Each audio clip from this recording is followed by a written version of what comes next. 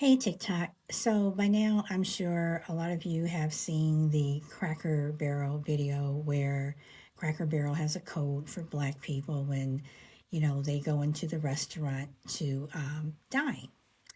And Cracker Barrel is one particular restaurant that I have never wanted to frequent, a place where I absolutely have always refused to eat because of the history and their logo and the what a Cracker Barrel was, where Massa put his whip and he would soak that whip, so when he was whipping a slave, mainly on his back, that he would soak it in salt. So whenever he would snap the whip, it would not only cut into the slave's back, but it would also sting and hurt more so. But Cracker Barrel, the fact that you have a dining code, and it kind of reminded me of Denny's, back in the 90s, where in California, where they were sued, I'm talking about Denny's, where they were sued many, many times over because of the policies that they had for Black diners, where they had to prepay or they had to pay a cover charge. You had a group of high school girls who went to eat at Denny's, and the Black teenagers were asked to pay a cover and prepay, where their white friends who they were with were not asked to do so. Or we've heard the story of Denny's where the Secret Service agents went to dine, and the Black supervisor who was sitting with white Secret Service agents, they got their food immediately. The Black Secret Service agents ended up walking out after waiting for their food for an hour. And Denny's came back and said, "Oh, well, you guys put in a big order." No, they didn't. "Oh, well, you guys ordered late." No, they didn't.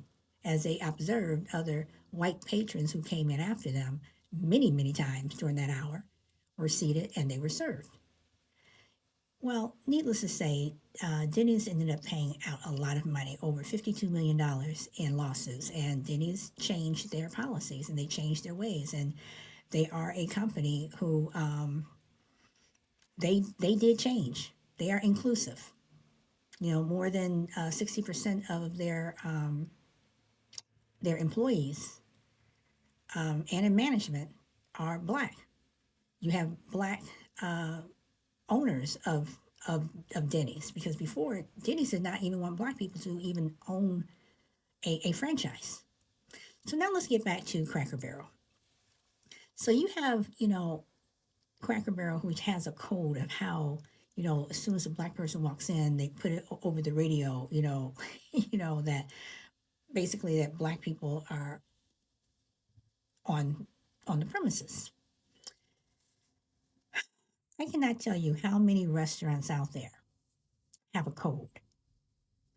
And these are restaurants that Black people they frequent. And I don't eat at restaurants a lot. Number one, because I don't think they're very clean. Yes, I'm one of those people who wipe off their silverware with an alcohol pad before I use it. But there's just so many out there that just don't want us there.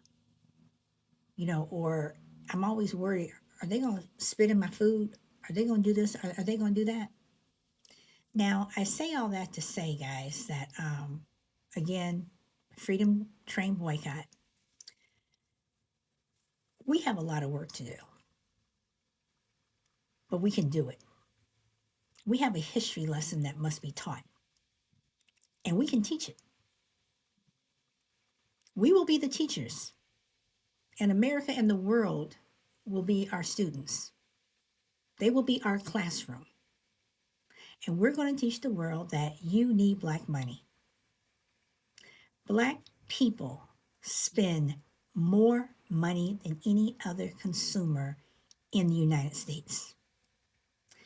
Our money not only helps this country function, but it also trickles down or trickles across the water to the UK, to Dubai, definitely to China and Korea, definitely to Korea. If Korean stores want to continue treating us like crap when we come in there to purchase their products and they're in our neighborhoods and they need black people in order for them to eat for their bread and butter, why are we shopping there? Why are we giving them our money? So you see, people, what I'm basically saying is the black community must come together starting June 1st in Florida and Colorado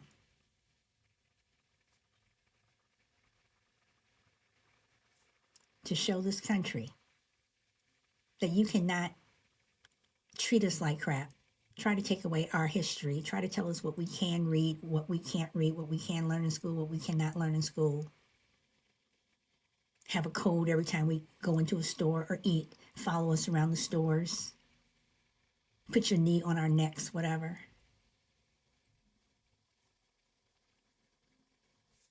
We have clout, and our clout is money. A YouTube page has been started.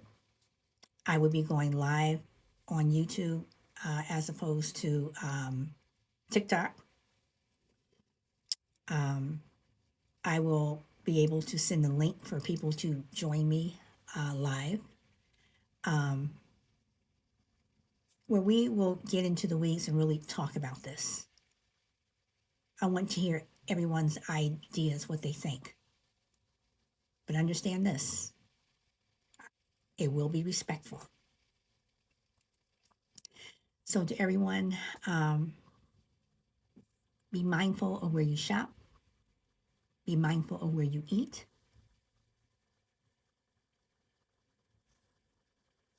Because unity is what's going to keep this together. Unity is the glue. We can do this. We can bring back our Black Wall Streets because we are brilliant and we can do this. And we are a superpower. Peace.